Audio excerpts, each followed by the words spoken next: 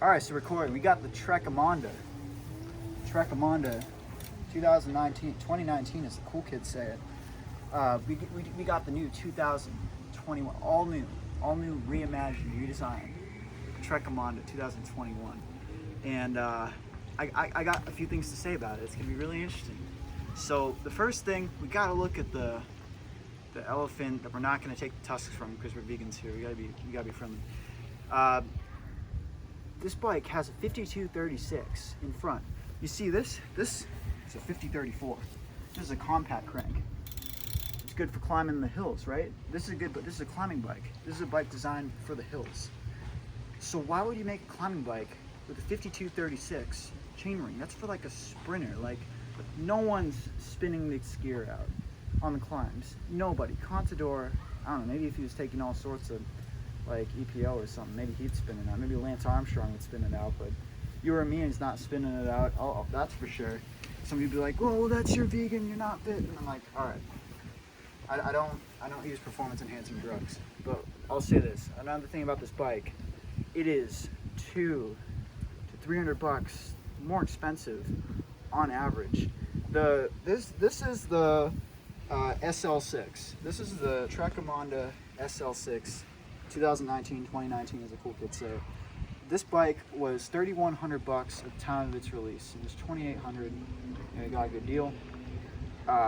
So the new one is $3,300. We got $200 more expensive. Same thing with the SL5.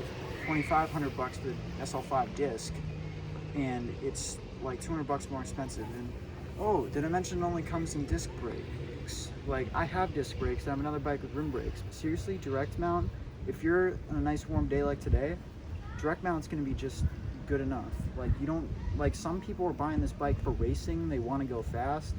They don't need all weather stopping conditions, they just wanna send it. They're professionals. They're taking all sorts of stuff to go fast. They don't need disc brakes. And, you know, disc brakes are cool, I think they look really cool. But honestly, they really should have a direct mount brake option, and they should not have sprinter gear. These bikes, if people leave them in the stock gears, these bikes are gonna be slow. Just slow as up climbs. They're gonna be slow, man. And it's like, and another thing I wanna talk about, there's this guy, he inspires me. I work with him at my local bike shop. His name's Jerry. So Jerry, he was a big fan of the original 7 Series Madone, right? And you know, he has a Tarmac, SL6 Tarmac now, in S-Works, and he's like, yeah, I'm a big fan of disc brakes, and you like the original, you know, Madone. And he said that the Emonda, the KBF shape, which is pretty much, it's like an aero, and you cut off the end of the aero. So it's like that, and it improves the aerodynamics of the bike. But I personally, it looks all right, but honestly, I just love the curves. Like one of the best things about the Emonda was just the body of the bike. Like it was just so like curvy, especially from the back. It was just beautiful. Just the molded shapes. Here, let me take this light off for you so you can see. Just, I love that. And now it's like sharper, which obviously, you know, I guess in engineering, I'm not an engineer, I'm a design guy. So I like stuff that looks really, really good. And I can't stomach this new design as much. Maybe it's just because it hasn't grown on me or whatever. Maybe I don't like change or whatever. But this bike, it seems like it's gonna be more expensive. It looks like a sprinter bike, like with those gears. It's not a sprinter bike, it's a climbing bike for like Contador or Richie Port or something, and it's like, it's just not that right now.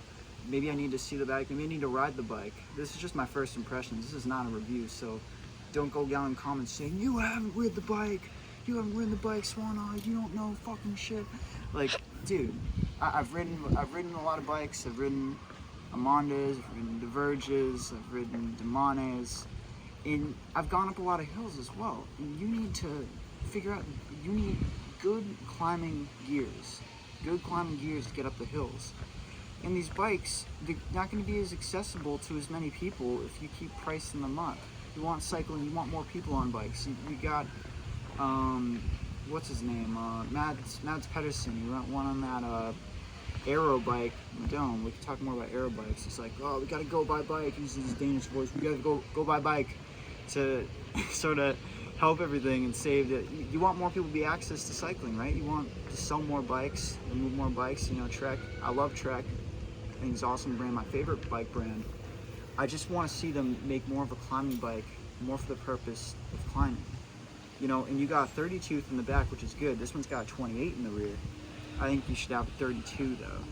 Like, I might replace this with a 32 cassette, or 34 even. Like, this bike's meant for going on mountains. Like, if you're doing a keto diet or something, you're a little heavier, you know, it's fine. You don't want to be walking this bike up hills. When I was in middle school, me and this kid, you know, I had like a Walmart bike. No, I was 13. Yeah, I think I was 13. I got my first road bike. You know, I was able to go up the hills, and he had like other bike. He was walking up the hills. I don't know if it was a Walmart bike or something, but you want people to have easier gears so they can build up the fitness and the cadence. They can make it up the hills. So it's so important. Like, honestly, like, just to, I know it's crazy. But the whole idea with the KVF tube is kind of like the Madone and aerodynamic, and they got the 800 series OCLV carbon. I know it's great. It's a Trek proprietary carbon. This is 500 series. The base SLs are 500 series as well. But the thing is, it's like, do we know if 800 series carbon is proven yet? Do we know if it's gonna break?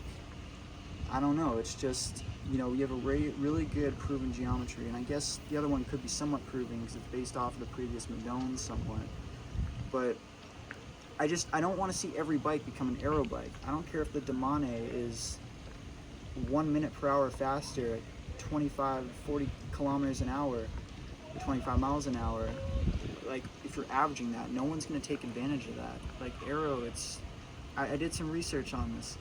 Like, you need to be in a more of a dropped position to improve your aerodynamics. Get some cooler gloves, get some better cycling shorts, the fun stuff, man. It's more affordable than all this other stuff. So, what would be my advice? I would say go and wait till the other bikes get discounted. Wait till the other Emondas get discounted. Look for some, if you live in a really dry climate, get direct mount brake. You know, if you live in more of a temperate climate like I do in New England, you can get a disc brake bike.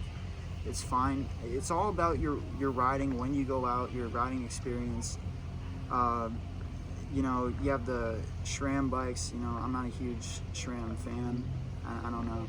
You got the Sram Force bike, which is even more expensive than it was last time. It's already $5,300, and now it's here. I'll have it on screen for you. I can't remember it off the top of my head. But what are my thoughts on this bike? I need to ride one first. Maybe my opinion would change. Maybe I'd be like, oh, it works some crazy like magic or something, and this bike's just feels like amazing.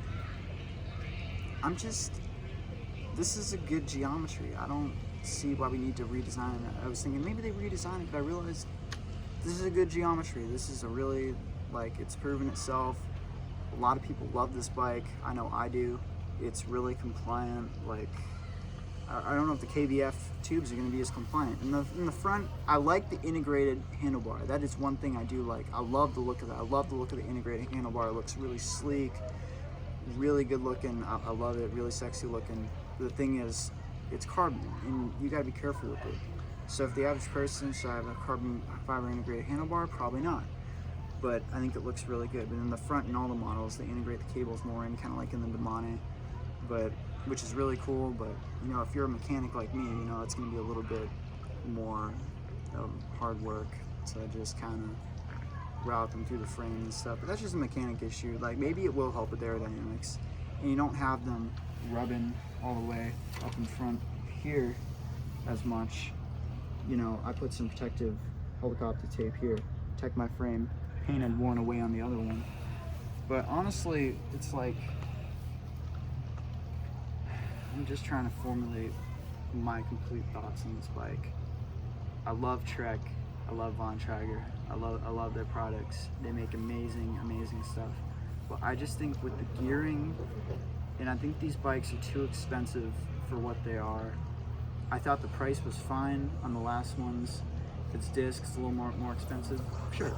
But I just think, these bikes being $200 to $300 more expensive on average, I just think it's, I don't know, like if this really is like the original Madone, like Jerry told me, like why should it be costing so much? But going back to a technique that they've already learned on the Madone, like it couldn't have been too much more to engineer these. I mean, I think it's just partially an excuse to charge more, and it's just, I think it's too much of a markup for what the bike is. I think wait till the bike comes out. I'll get my hands on one. I'll take it for a bit of a spin. Probably won't be able to take it for a long spin, and I'll do my best to let you know. I'm really happy with my Emonda SL6 2019 model. I really am.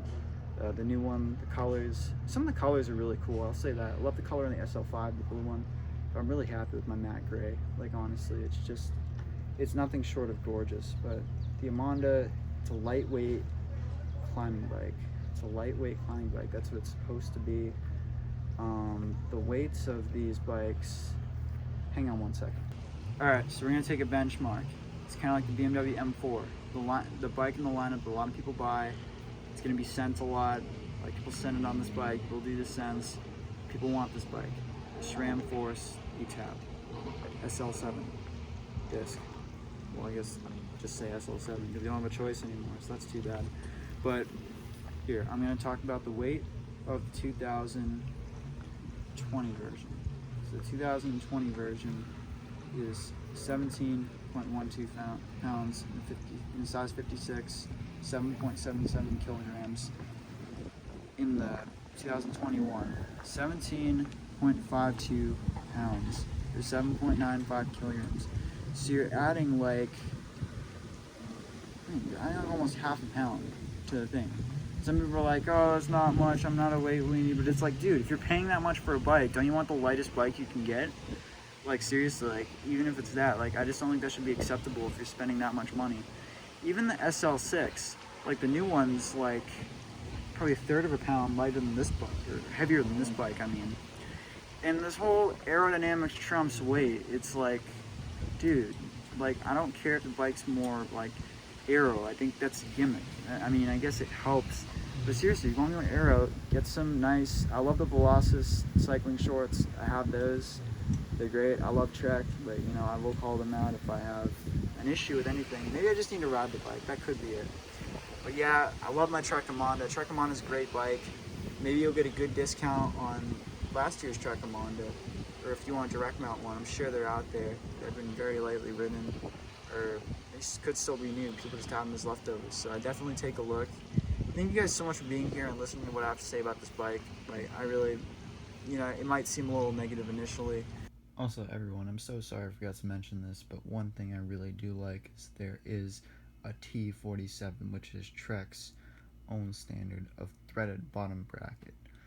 It should be like, it'd be cool if it was like a BSA, like British Steel Arms or something more generic, but T47, it's definitely really good because the BB90 is a lot of maintenance and you need a carbon repair ring, and it's just a lot to do.